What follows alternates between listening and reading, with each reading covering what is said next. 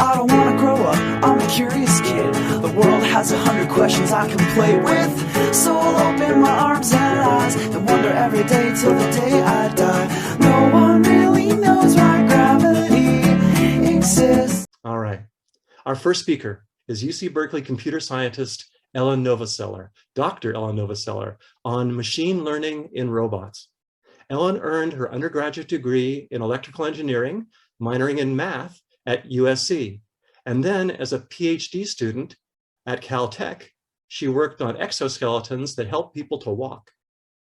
Now, as a postdoctoral researcher at UC Berkeley, Dr. Novoseller helps the robotics lab of Cal professor Ken Goldberg, who has been a Wonderfest speaker on a couple of occasions.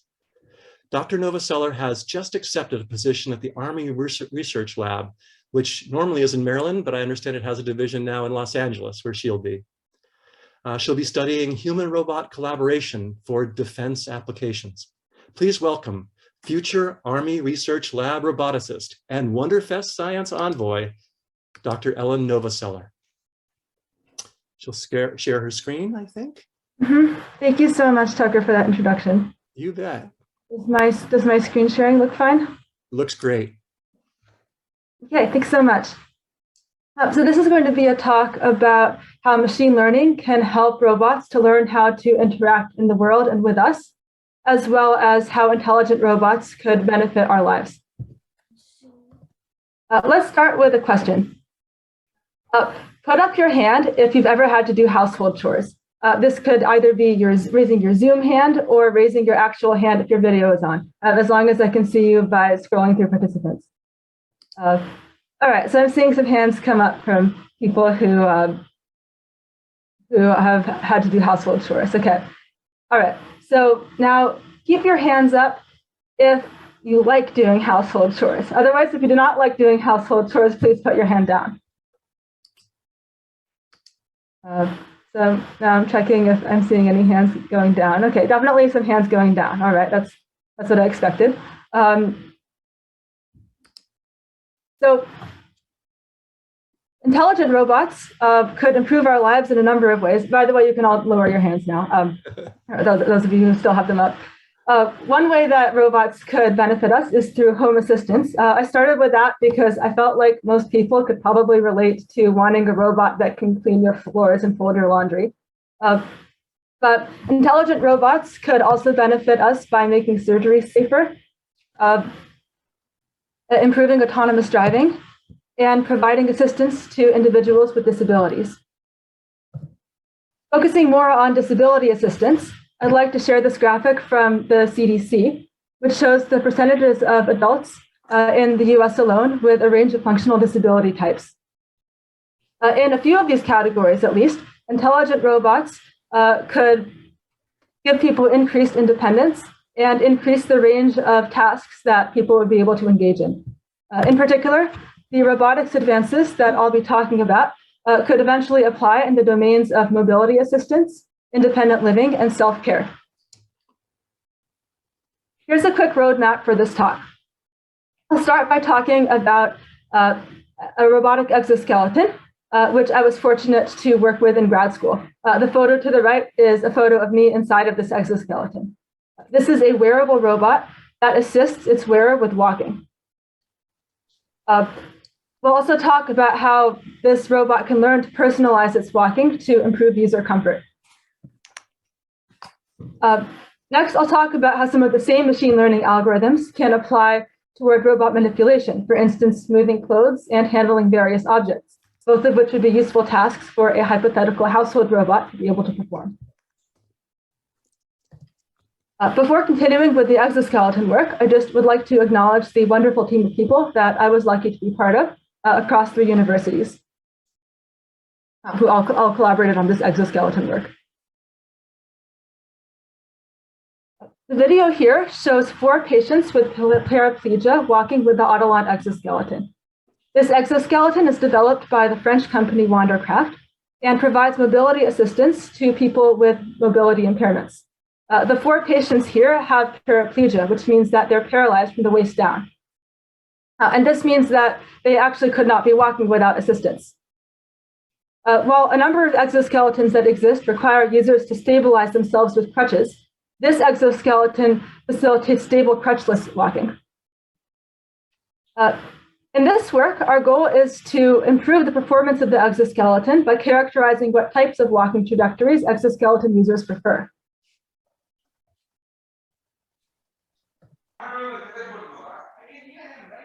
Before this work, prior control of the exoskeleton forced users through prescribed walking trajectories.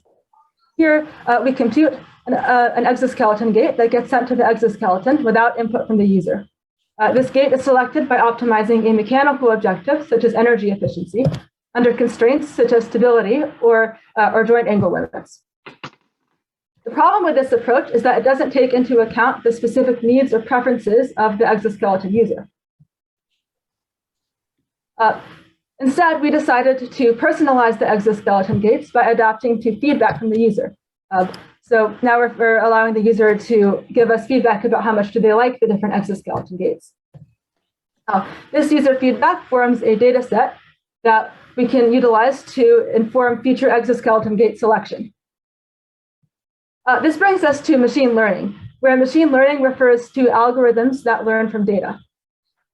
If the word algorithm is unfamiliar to you, you can think of this as a procedure or a set of instructions analogous to a recipe for solving a problem. One example of a machine learning application that you've probably encountered in your lives is spam detection. Here, the data consists of examples of spam and non-spam emails. And our task, the task of the machine learning algorithm is to use this data to categorize new emails as being either spam or not spam.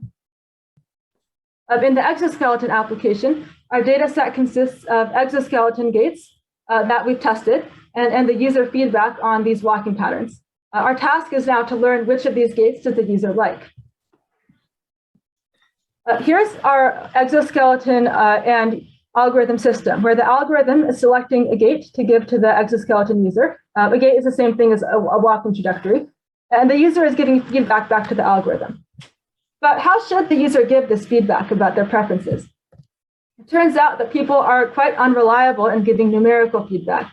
So if we ask people to give scores on a 1 to 10 scale, for instance, such as this trial scores a 5 and some other trial scores an 8, these scores could drift over time and be self-inconsistent. So instead, we can ask the user to give pairwise preferences. For instance, do I like this trial more or less than the last trial? It turns out that it's much easier for people to answer questions such as, do I prefer A or B, rather than rating things numerically. And if you've ever had the experience of going to the optometrist to get glasses, they similarly ask you for pairwise preferences for this reason.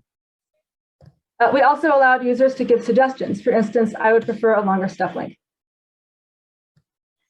So here again is our algorithm and exoskeleton system. Our goal is to find the walking trajectories or gaits that the exoskeleton user most prefers.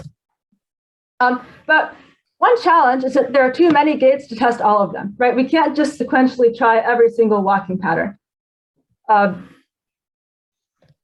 So instead, we use sequential learning, leveraging the feedback we have from the user so far to actively decide what gait we'd like to learn their opinion about next. So we're using current data to decide each step to choose the next pattern. This feedback in active learning terminology can be termed a reward signal. And this brings us to what's called the exploration-exploitation trade-off in machine learning. Our goal here is to maximize the cumulative reward over time, summed over all the trials, where this reward you can think of as the user's comfort. We'd like to maximize the cumulative comfort of the exoskeleton user. To do this, we need to both exploit the gaits that we already know perform relatively well, so giving the user things that we already think they will like. But we also need to explore by continuing to try untested gaits in case there are better options that exist. The cliche example that's given of the exploration-exploitation trade-off is when you go to your favorite restaurant, you need to decide whether to exploit your favorite item on the menu that you know that you like, or to explore some new dish that you might or might not like. This is very related to what's called the multi-armed bandit problem in machine learning, where the term bandit comes from gambling. Here we have n options, which are exoskeleton gaits in our example. Each of these options has some unknown reward with an unknown level of randomness. On each turn, we're going to pick an option and observe the reward. And our goal is to maximize the total reward over all the trials, which again, remember, is the cumulative comfort of the user.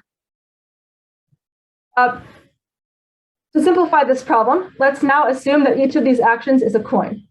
So we're given n unfair coins with unknown weights. So that means that each coin has an unknown probability of landing on heads. On each turn, we pick a coin and flip it. If it lands on heads, we get 1 point. And if it lands on tails, we get 0 points. Our goal is to maximize the total number of points given a fixed budget of flips. So if we knew that the probabilities, then in this case, let's say coin number 1 has the highest chance of landing on heads. So in this case, you would always want to pick the coin number 1. There'd be no reason to ever choose coin 2. But since we don't know these probabilities, we have to choose all of the coins in order to try to converge to learning that coin 1 is optimal. And remember that these, well, you might say, why would we care about whether a coin lands on heads or tails in real life? But these coins could be analogous to treatments that you might give to a patient. And heads or tails could be analogous to success or failure of a medical intervention. So there are definitely good reasons why we'd want to learn how to converge to good options quickly. Now we're going to try something that I've never done in a presentation before. This is going to be experimental. So we're going to try a simulation of this problem, and this is going to be interactive. So I'm going to ask you all to tell me which actions to give me. So here we have 3 actions: action 1, action 2, and action 3. And each time you pick an action, it can either succeed or fail. And each of these 3 actions has a fixed but unknown probability of success. So you could think of these as 3 unfair coins with different weights. And each time you get a success, that will add to this total score right here. So what we want to do is maximize this total score within a fixed number of trials. So I'm going to need some volunteers to tell me which actions to pick. I'm hoping that everybody will be okay with participating in this. So I'm just going to go through names in the order that they appear in my participant list. And you're welcome to pass if you really don't want to do it. But Tucker, you can go first. So would you like to pick action 1, action 2, or action 3? I'll start with action 1, please. Okay, so it failed, right? So we have 0. It shows that we've selected action 1 once and we've succeeded 0 times. Volume. Oh, there's a volume problem. Am I talking too quietly? No, I think, would you like everybody one at a time to unmute themselves and then that would be great, actually. So I'll just call on people in the order I see them in. So right. Nicholas, would you like to pick action 1, 2, or 3? I'll take 2 because I think 1 is unlikely. Okay, yeah, that's a good choice. Thank you. So action 2, it seems also failed, unfortunately. Daniel, what would you like to pick? Let's try 3. Okay, 3 succeeded. Oh, all right. So now we have this exploration exploitation question, right?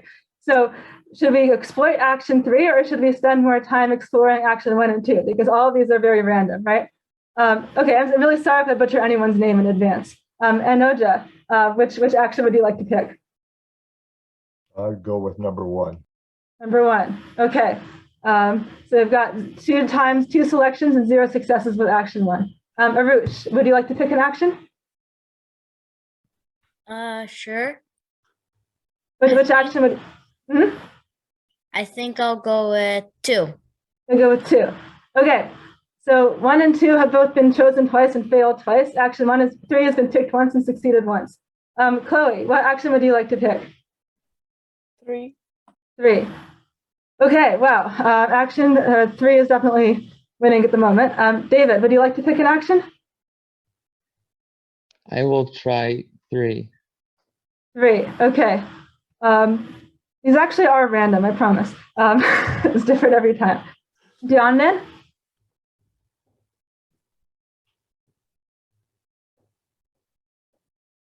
Number 2. Number 2. Okay. Doug?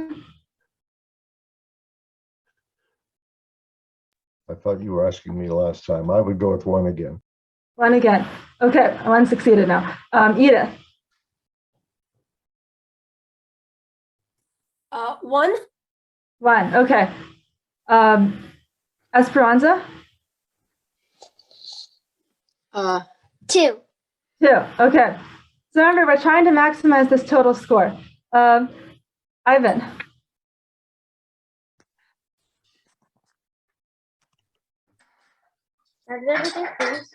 Which one? Which one did you say? Oh. How can I see? I'm trying to look.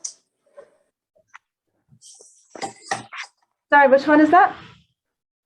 I'm going to ask, let's Okay, see. actually, in the interest of time, we should probably end this activity. So I'm going to click the finish button. So these show the success probabilities now. So we got a score of 4 out of 11 guesses. It turned out that action 1 had a 0.5 chance of succeeding. Action 2 had a 0.3 chance of succeeding. And action 3 had a 0.75 chance of succeeding. So actually, we didn't do fantastically because we should have been choosing action. It would have been best to always pick action 3. Of course, hindsight is 20/20, but it would have been best to always pick action 3. And we chose a lot of actions 1 and 2, actually more than 3, which were not as good. So that's why we only got 4 successes out of 11 tries. But hopefully this was helpful for understanding how bandits work. How much time do I still have? You still have 5 minutes? 5 minutes. Okay, perfect. That's as much as I need. So I will resume the screen share. So there are a few approaches to tackling bandit problems that exist in the literature. One's called explore, then exploit. So that's where you have a pure exploration phase, where first you just spend time exploring each action, and then at some point you switch to just exploiting the best action. So I feel like that's kind of what people were going for in the exercise we did just now, that we were just exploring the different actions. But it turns out that this is not guaranteed to converge to the best action. There's also what's called Epsilon Greedy, where epsilon is a small number, such as 0.1. We try each option once, and then with a high probability, we choose whichever option looks best so far. And then with a small probability, we pick actions randomly. And people often decay this epsilon value over time to try to converge to always picking the best action. There's also what's called an upper confidence bound algorithm, where you select the option that maximizes the sum of an exploitation term, which is how well has the action done so far, and an exploration term, which gives a bonus to actions that we're more uncertain about. So just kind of summing up the exploration and exploitation, picking the action that maximizes this sum. So returning to the exoskeleton example, we have our interaction between the exoskeleton and user. And unlike with the coins, we don't actually observe a reward function, right? The user is giving us qualitative feedback. But we can learn a reward function representing the user's comfort from these preferences and suggestions. So we conducted experiments where we jointly optimized 6 exoskeleton gait parameters for 6 non-disabled participants. And for each participant, we individually optimized the step length, step width, and step height, the step duration, and then pelvis roll and pelvis pitch are the control the motion side to side and front to back motion of the pelvis. Here's some video footage of each of the 6 subjects who participated in our experiment, each walking with their most preferred gait as identified by our algorithm. Next, I'd like to briefly talk about a couple of examples of how Bandit algorithms can apply for robot manipulation. Smoothing clothes and handling different objects are very intuitive for us as humans, but they are not intuitive for robots and machine learning algorithms. Robot object manipulation is a major research focus of Professor Ken Goldberg's research group at UC Berkeley, where I was fortunate to be a postdoc.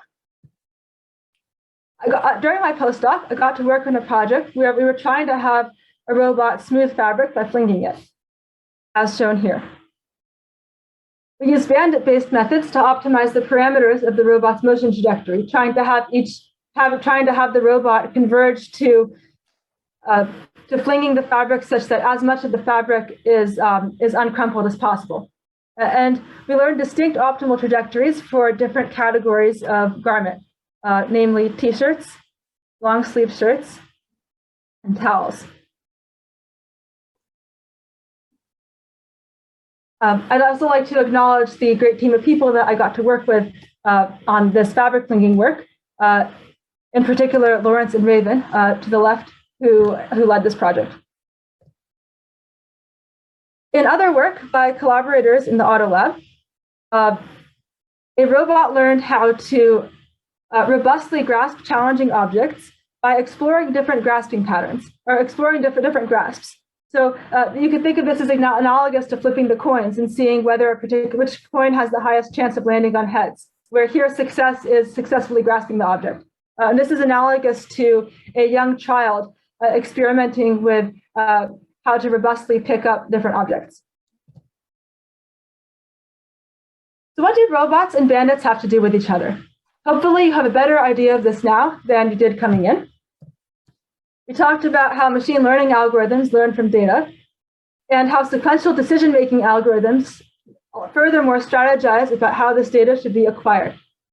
Bandit algorithms strategically choose actions to learn how to maximize a reward. Bandit algorithms are useful in a number of domains. We talked about exoskeleton walking and robot object manipulation. And Bandit algorithms are useful in a number of other settings as well, including outside of robotics. For instance, optimizing clinical trials. Thanks so much for being here, and I'm really happy to talk more and take questions. Thank you, Ellen. Hopefully I didn't go over. Yeah, we're getting some virtual applause from your speaking partner there, from Daniel. All right. As soon as we see some hands come up, I'll ask folks to turn on their webcam and to, there's Stuart, ever faithful Stuart. Please, Stuart, put yourself on camera and fire the question away. Yes, great presentation. Looks like you really focused on robotic leg, walking. So my question is regarding, I put it in the chat, regarding if there's any accommodations for rough surfaces, rocks in the way, and such as toes or feedback on the surface of the feet, the soles of the feet of the robotic legs, and if there is any kind of accommodation like that for rough surfaces, not to avoid stumbling, would that be able to learn in an AI kind of a fashion? Thank you. That's a really good question. There's definitely work on having legged robots move on uneven surfaces. It's been done more with quadruped robots, so like a robotic dog, you could imagine. And they could definitely use AI to try to learn not to stumble. And there's been work where the robotic dog will actually learn in a simulator how to walk without stumbling, and then it can be deployed in the real world, and it's actually pretty robust. And so I think stability is a bit easier with a quadruped than with a biped. The specific exoskeleton that I worked with, we never actually put on an uneven surface. We were only having it walk on either the flat floor or a treadmill, which was also flat. That exoskeleton has so far only been used in clinics where it's also on a flat surface and it gets used for rehabilitation. But I think that's a super important research direction. And I think there's work on bipedal robotics with trying to walk on uneven surfaces, but I don't know if it's been done with an exoskeleton specifically. I think that's more complex because there's a human in the system, but clearly it's extremely important because we want to be able to have people be able to take these exoskeletons home and use them to walk on stairs. Yes, indeed. Thank you very much. Thank you. Thank you. Arush or Arush, will you want to ask your question, please? It's Arush, but also, okay, Arush. my question is that you see the laundry machine on the top left of the screen, like, are you gonna make something that, like, do you make any other robots? Yeah, thanks for the question. So I've specifically worked with robot arms and the robot exoskeleton. So with the robot arms, they can do a number of different manipulation tasks, like kind of learning to pick up objects, smooth fabric, fold fabric. What kind of robot were you thinking of when you ask if I make other robots? Like fold like laundry or something. Yeah, I mean, so we've worked in our lab. We've definitely worked on getting the robots to fold clothes. So that's something that I think doing it optimally and learning how to do it for different types of clothes is still a hard problem. For example, so if you just want to get the robot to do a very repetitive task over and over, like folding shirts that are all exactly the same, then that's something that an assembly line robot could do. But if you have a situation where the robot is in somebody's house and it could see a completely new type of clothing that it's never seen before, and it needs to infer what to do with it, I think that's still an open problem that hasn't been completely solved. But it's something that our lab has definitely been working on. Also, so I don't personally make the robot. I've written computer code for running the robot, for running on the robot, and algorithms for helping the robot learn. But in terms of making the robot physically, I've never actually worked on that aspect before. Thanks for the question, Arush. We have a question, perhaps the last one for this session, from Jim Stauffer. Hi, this is a great, great presentation. I was wondering if for individuals in exoskeletons, do you have any kind of exploration mechanism that the actual individual can use so he can try different things and have that feedback automatically from that incorporated if he or she lands on a thing that they like and they can press a button and say this is my choice after they've chosen it, different things to explore themselves with the mechanism. I really like that idea. We did incorporate a mechanism for the user to tell us when they like or dislike something. So in addition to just being able to, we started out just by using pairwise preferences, like do you prefer trial A or trial B? Or being able to ask for certain things, like I would like to have a longer step width or something. We added having the user give, being able to say something like I like this gate or I don't like this gate. I think sorry, yeah? They can't initiate exploration themselves, the users? So we've never done that. We only had the algorithm deciding how to explore. I think that would be a really valuable tool though, and definitely something that could be done in future work, but we haven't done that. I think having the user say, I want to stop, I like this gate, that would be not difficult from an engineering standpoint to add based on what we have. But being able to direct the exploration more and being able to kind of specify themselves what they want, I think it'd be really interesting to build a tool that could do that. That's not something that's been done to my knowledge. Jim, thank you for the question. Yeah, thank you so much. All right. We'll be able to give Dr. Novoseller a proper applause at the end when we celebrate both of our speakers. I want to introduce now Stanford biologist Daniel Shaykevich. He'll present Toads in Space, Studying Navigation in Amphibians. As an undergraduate, Daniel earned 2 bachelor's degrees, both at Vanderbilt University. That's in Nashville, Tennessee. One degree was in ecology, evolution, and organismal biology, and the other degree in cinema and media arts.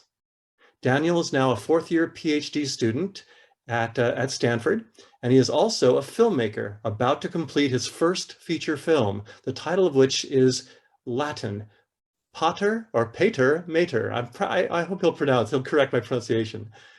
Please welcome Stanford biologist and movie mogul and Wonderfest Science Envoy, Daniel Shaykevich. Awesome. Thank you for the introduction, Tucker. I'll just get my screen shared here. Let's make sure it's up. Pater Mater? It's Pater Mater, I think, right. is what we've settled on. But I'm happy either way when people talk about it. Does that look good to everyone? My slides are coming up correctly? Yes. Amazing. Awesome. Thank you again, Tucker, for the introduction. Hi, everyone. My name's Daniel. I'm a fourth-year PhD student at Stanford in the Laboratory of Organismal Biology, and I am going to talk today about toads and frogs and how they navigate and why we should look at why they navigate. Before I get into the frog side of things, I want to do a thought experiment with everyone that I like doing. Imagine a trip to the grocery store and what that involves for you. The first thing that might have to happen is that you have to find your car keys, and depending how cluttered your house or your apartment is, that might take a little while and you have to go through different rooms. Then you have to actually drive through the store and in your nice fancy sports car. Daniel, let me just stop you for a moment. It seems that you might be having your laptop there in presenter mode. Is there any way for you to go to ordinary full slide mode? I think, yeah. Is that there we good? go. Yeah, okay, that's it. Perfect. Thank you. Yeah. Then you have to drive along the streets to get the store. And then once you're in the store, you have to actually go up and down the different aisles to find what you need. And then you have to do everything in reverse, right? So even there in that simple task, you're having to do a lot of spatial tasks that you don't even think about. And you don't think about how your brain is supporting your ability to do those things. But it's really interesting. And scientists have spent a lot of time studying in us, how we navigate and what's important for our navigation. Navigation is, of course, also important for pretty much all animals. Anything that moves needs to be able to get around. And there's all sorts of different tasks that animals need to navigate for. Squirrels, for example, hide their food sources in different places, and they have to be able to go back and get them. And that's one type of navigation. Some species of animals have to navigate for parental care. This is a species of poison frog that carries its tadpoles on its back and it deposits them somewhere and has to go back in order to take care of it.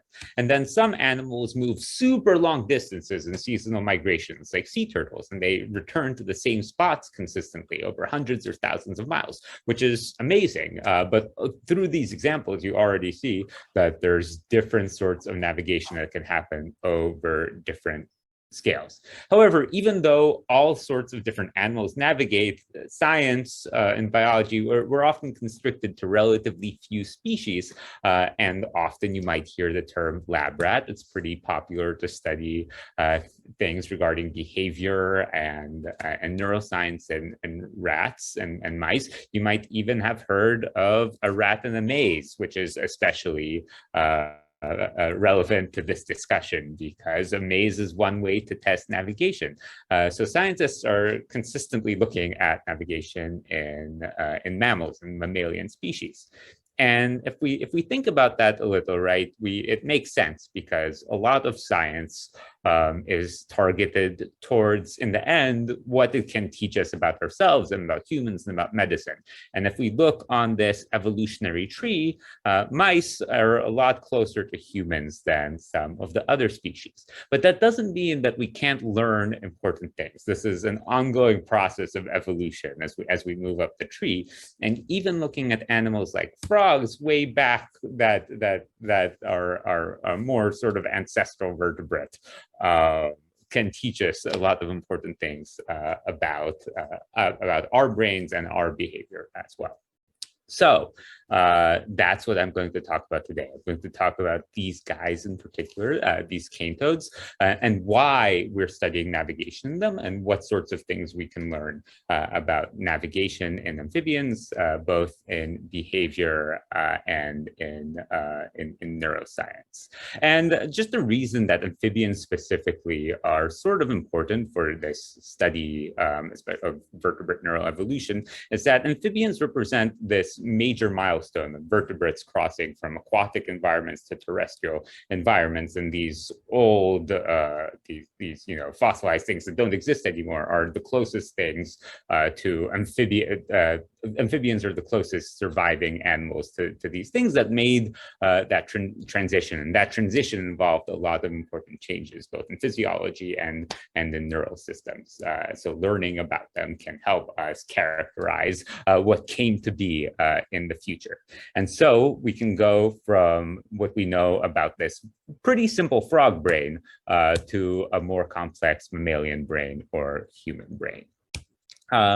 There's different sorts of things that we look for when we study navigation on different sorts of scales and different levels of resolution. We can look broadly at how frogs navigate and what senses they use. Or we can zoom in more specifically on more minute functions, like what part of the brain controls navigation. And we can zoom in even more on how does a single neuron code a navigation or space in a frog. And I'm going to talk about all those different scales today so we can see how we form a full picture of what a navigation system or a spatial cognition system could look like. And I'll talk a little bit about work that's being done in the field, studying animals in their natural environment. I've apologized for this bubble. I have Australia in the background because that's where my work was initially supposed to take place. I am currently in Hawaii doing that work due to ongoing COVID restraints. We weren't able to go to Australia, so we're doing work with the same species in Hawaii. I'll talk about that. I'll talk about how we can study frogs in a maze, like we can study rats in the maze, and then I'll zoom in even further on actually recording brain activity from frogs. Just an intro to my study species and who I'll talk about. This is Rhinella marina, or the cane toad. It's a South American frog species that's very common. This is a picture I took when I was working in French Guiana. And a good reason to work with them is that they're super common and they're invasive in many parts of the world, which means they're sort of easy to get to. So they're super invasive in Australia. They're very invasive here in Hawaii, and then a lot of other Pacific islands, even though they're native to South America. So you can find them pretty much around the world.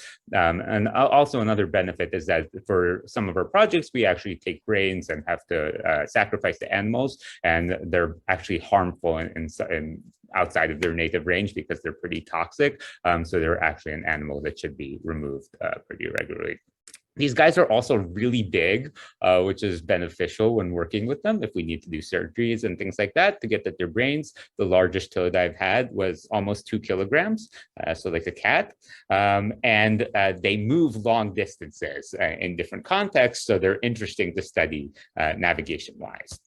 And something I like to include at all points, just to clear things up, all toads are frogs. Not all frogs are toads. It's a square rectangle thing, but calling a toad a frog is totally appropriate, and you should do it all the time because it's totally correct. So these are Andreas and Danny are people that I'm working on the navigation aspect in the field with. And how we study navigation in the field is that we actually put radio tags on frogs, like this one here that you can see, and we follow them around using those radio tags. So that's what I'm doing right now. This is a different study that I did in French Guiana in the beginning of 2020.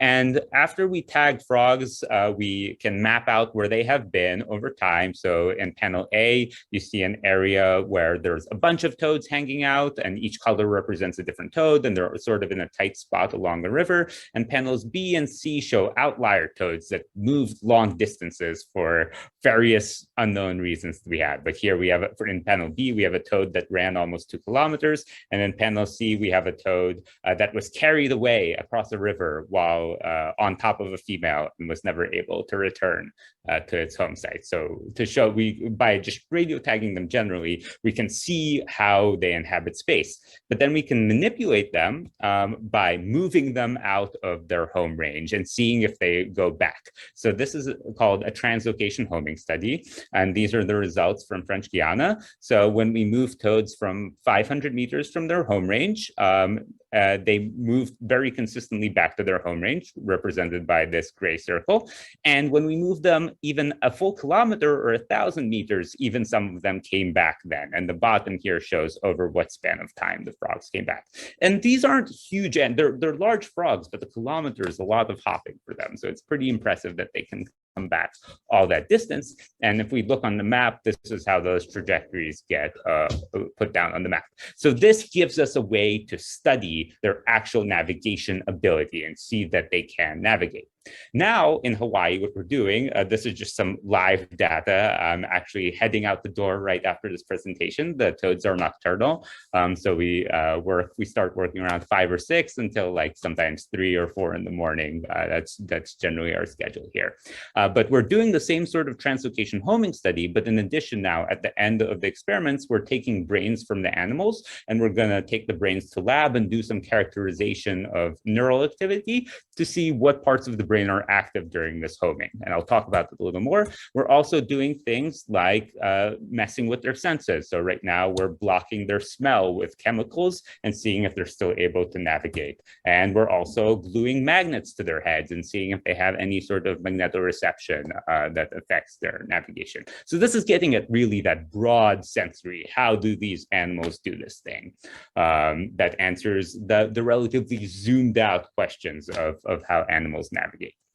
In lab, we zoom in a little more by using mazes to target very specific types of navigation, where we use a maze to manipulate how an animal has to make a decision to get a reward. So I did this work with Nick, who's an undergrad, and Alina, who's another grad student in our department. And we use this 4-arm maze where we can test animals under different conditions. We can do a place task where an animal has to navigate based on the external environment of the maze, or a cue task where an animal has to navigate using one visual cue that's presented in the maze. And we let the animals complete the maze over a week. And after a week, we characterize the brain activity that's going on. And we're specifically looking, this is a section of a toad brain. So this is looking inside a toad brain. And we're specifically interested in this part of the brain called the medial pallium, which is essentially what we call a hippocampus in humans. And the hippocampus is where all our spatial processing goes down. And what we can do is that after the animals perform the task, we can stain the brain with different compounds to see what parts of the brain are active, and if there's differences in activity between different animals that are completing the task. So we use this stain called PS6. PS6 just stains for phosphorylated ribosomes, which is a sign that a neuron was recently active. And when we see a lot of PS6 in the brain or in the medial pallium, that means that that animal had a lot of activity going on in that part of the brain while it was completing the task. So what we're in the process of doing right now are staining a lot of the brains with PS6 and seeing if there's differences in the amount of activity under different conditions. And this is exactly what we're going to do with the brains that we're bringing back from Hawaii right now. And this is just a video of a toad completing a cue task. You can see there's an X on the maze. They move pretty slow. It's not very exciting. Sometimes they don't move at all. And doing this means that you sit in a windowless room for like a month and just watch toads on a GoPro. Which is not very fun, but it's, you know, we do anything to get data. So this guy's gonna just knock the door down, and he successfully left. And then zooming in even more past that, we can actually look at how specific neurons function in encoding space. So I'm working on this with Dr. Guosong Hong, who's the faculty in the material sciences department at Stanford. And what we know is in mammals, in our hippocampus, we have different sorts of neurons that encode space in different ways. And we have things like grid cells and place cells. The best graphic, I don't want to get too deep into this, but the best graphic that I use to explain place cells is just found right on the Wikipedia page for place cells. Is a place cell is a neuron that fires when an animal inhabits a specific space. So every color on this long path represents a different place cell. So you can see as this mouse is moving along the path, there's a different place cell that encodes a different part of the path. And that's how our brains function. We don't know how exactly, if other vertebrates, non-mammals, so birds or reptiles, fish, frogs, have the same sort of place cells and other space encoding cells in their brain. So that's what we're interested at figuring out in toads. And there's different sorts of activity experiments that have been done. This O'Keefe and Dostrovsky, 1971, was the earliest version of the study where a mouse was held in hand and moved into different positions while its brain had an electrode in it, and the O'Keefe, who won the Nobel Prize for this, showed that different parts of the brain would react to specific positions. And this has evolved, the sort of methodology has evolved over time to the point that now we can stick stuff into goldfish heads while they're swimming actively around and record wirelessly to see if there's any sort of activity that's happening based on environmental features. So that's essentially what we're trying to figure out in the amphibian brain, in the medial pallium. And we've started doing this. We've started doing surgeries on animals and implanting these flexible mesh electrodes that record brain activity from the medial pallium, which is super exciting. We still have a long way to go on this, but we've been working pretty hard. And the final goal is to set up sort of this experiment where we're recording from a toad while it moves back and forth through an environment to see if there are any sort of firing patterns, if one part of the brain will fire when the toad is in one space or another space, to see if there are things like place cells in toads, which we don't know about, but which would help us paint a better picture of how that part of the brain, how the hippocampus developed in humans and how those cell types developed in humans. So through the presentation now, as we wrap up, I've taken you from field work to in the lab to inside of the brain. And we can look at this, we've looked at this now in the context from the rainforest all the way down to the little things inside the toad's heads. And if you think back to the example of the grocery store, we can think pretty concretely of what we need to do to navigate or what tasks we have to navigate. And you try putting yourself in the toad's shoes for a bit. And you can also start to see that the toads also have a lot of stuff that they need to find and they need to get around. So there's lots of reasons that we can look to study how their brains are encoding space. And in the end, we hope that we can learn a lot about ourselves from these little guys who are super interesting. And thank you. I just have a general thank you side. Thank you, Tucker, for organizing this. I'll be happy to answer any questions. Great, thank you, Daniel. While we wait for a question from the audience, let me ask a question about what seemed to be the Einstein toad. You showed us the toad making his way through that crossed maze, that maze of a cross, and it seemed to hang a right when it needed to, and then when it got to the end of the second arm, it pushed the door open. What motivated that toad? So that toad, the motivation for that maze, so this was also taken from the last day of trial. So that toad has been going into that maze for 5 days now, and it's figured out what it needs to do. The toad is dehydrated. It doesn't get water except when it exits the maze. And when it exits the maze, there is water available on the outside. So after the first few trials, it figures out that it has to go to that X and it can go sit in water. So that's the motivation we use. But that's a really good question because motivation is pretty much the key of any maze study. Oh, okay, thank you. All right, we have a question here from Stuart. Hi, yes, thank you. I enjoyed the presentation. I put my my question in the chat. Also related to the question of motivation. So do you use any treats or baits, or if you do, are there any that are higher value, more enticing for the toads, such as a worm versus a fly? Thank you. I think that's a great question. They like big fatty things. They like worms a lot. Here in the field, we find them eating lots of like massive centipedes and things. For this particular study, we find water to be the more helpful motivation, because when they're stressed, they don't really need to eat. They can go a long time without eating, where water is like a much more immediate need. For other studies regarding choice, though, I've definitely seen people use food as baits. usually in like choice studies, choosing between something that's more or less appealing. Great, thanks. Thanks, Stuart. Jim, you've got a question. Please unmute yourself and let us have it. Hi, noticing where you had a diagram of a toad frog moving down a path, and changes in color indicated different parts of the brain firing. Do you know if that is happening because it basically is counting steps or otherwise integrating its path somehow?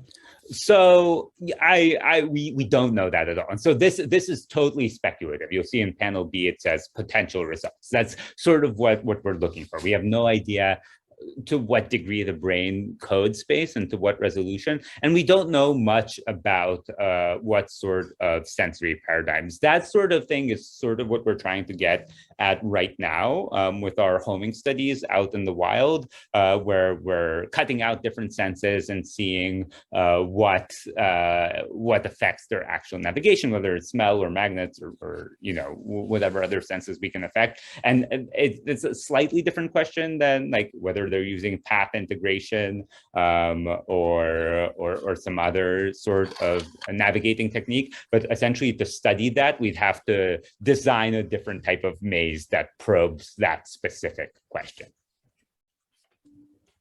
Thank you, Jim. Here's a question from Nicholas. Please, Nicholas, unmute yourself and tell us your question.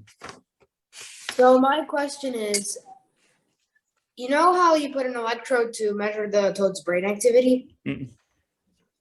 How can you do that without killing the toad? So this technique is called neural electrophysiology, and it's pretty common. And scientists do it on a lot of different animals. And actually, when you put like a small electrode into the animal's brain and you do it carefully and you make sure it's stabilized, you can. It doesn't kill the animal. We do a surgery where we knock the animal out, we drill a hole through its skull, and then we just lower the electrode in. Sometimes we fix it in there. Sometimes we take it out and patch the toad up, and it's fine. As long as nothing happens, that the electrode moves around and there isn't excessive brain damage, it doesn't affect the animal. And that's how we've actually learned a lot about how mammalian brains function by doing the same sort of experimental stuff in mice. It's pretty cool, yeah. Thanks, Nicholas. Good question. Thanks. Esperanza, you have a question? Yeah, we were wondering about how many toads are in each study, or like you said, you're making one not smell. Like how many toads did you need to cut the smell off to get a good sample? That's an awesome question. That's what we're dealing with right now. So in any good experiment, you always have an experimental group and a control in order to compare.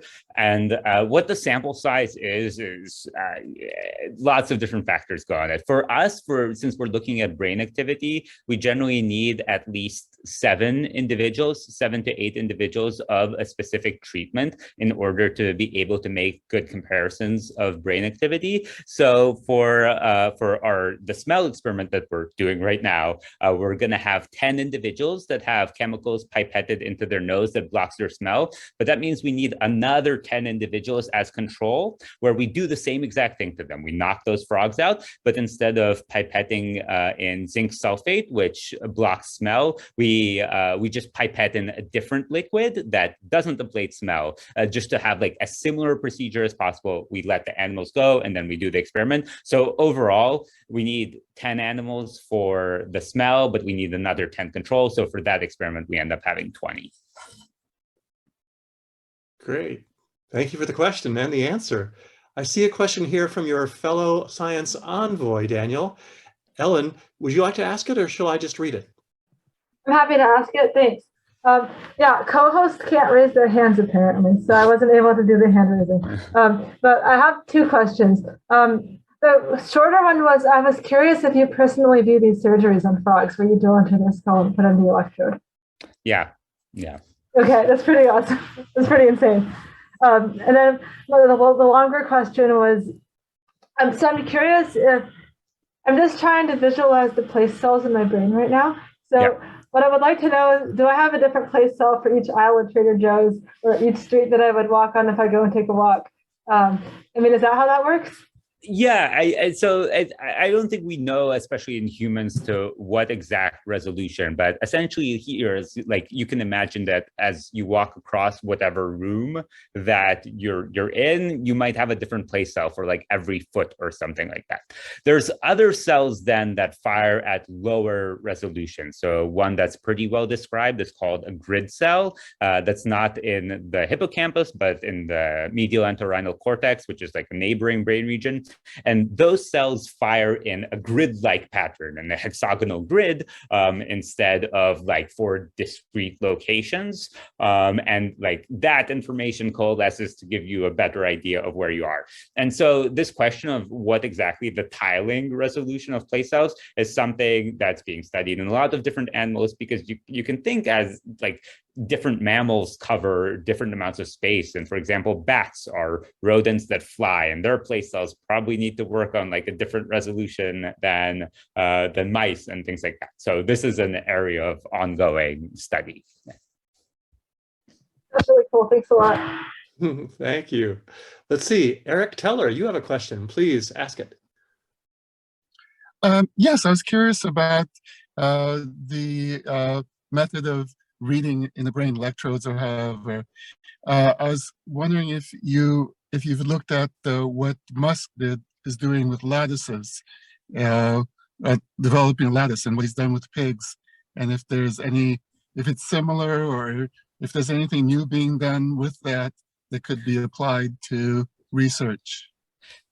So I haven't looked too much into this, but the similarity, I think, is that what we're trying to do is like a chronic implant, which requires some different considerations than an acute recording where you're just putting an electrode in and then taking it out. The reason that we're doing this and experimenting with like more flexible recording units is that the frog brain tends to move inside the skull a lot more than a mammalian brain or a human brain. So we need to be able to account for that. And if we used a stiff recording unit, we'd cause a lot of brain damage. So we have to use a flexible unit that is a mesh, I guess, sort of like a lattice that will move with the brain. So I think there's a similarity in that sense, maybe structurally with the sort of technology we're using. Other than that, I don't want to speak to any specific similarities with that. Interesting.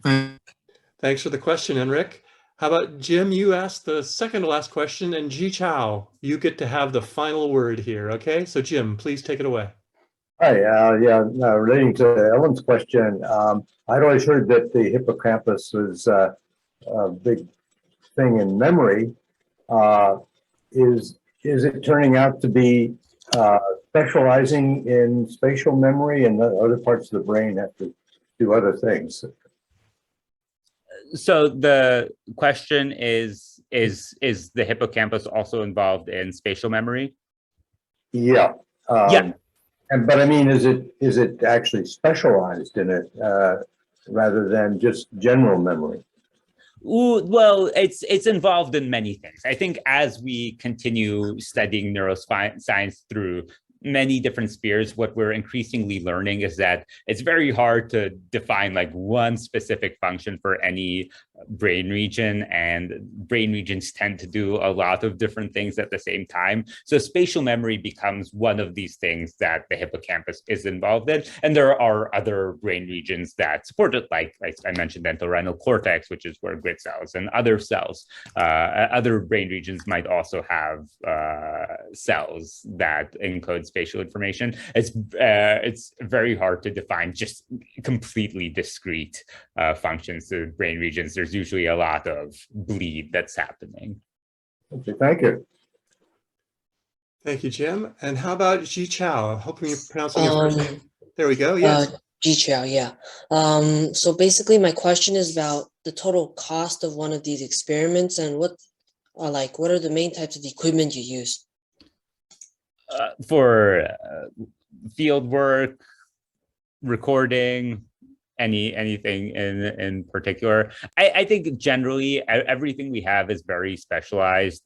For like one radio tag, for example, could be like $150. So we don't have unlimited funds, so we need to be careful with where we spend. So for every single thing we do, that we have distinct equipment, and you'll find that with lots of different biology studies. But our radio tracking equipment is one thing, and then lab to do electrophysiology, we need a computer with software, and luckily we have a lab that makes our recording units that we're working with. So that's something that's covered. And then you have all sorts of chemicals and antibodies and things like that for looking at the brain. So there's a lot of costs involved. Each experiment, science can be quite expensive. Yeah. Thanks, Xichao. And I want to thank everybody for turning out tonight to enjoy this presentation, Ask a Science Envoy. In just a minute, we'll have a chance to give our speakers perhaps an American Sign Language big round of silent applause. But I want to remind you of what's coming up. On Monday, May 9th, Ask a Science Envoy about memory and supernovae, exploding stars. Please visit wonderfest.org for more info. And I end tonight by offering actually 3 big thank yous. First, to our Zoom audience, you Wondernauts, allow me to call you that. Second, to Wonderfest supporters and patrons. Perhaps you want to help Wonderfest continue to do its good work. Check out wonderfest.org. But of course, join me in a final round of applause for our 2 speakers, Ellen Novoseller and Daniel Shaykevich.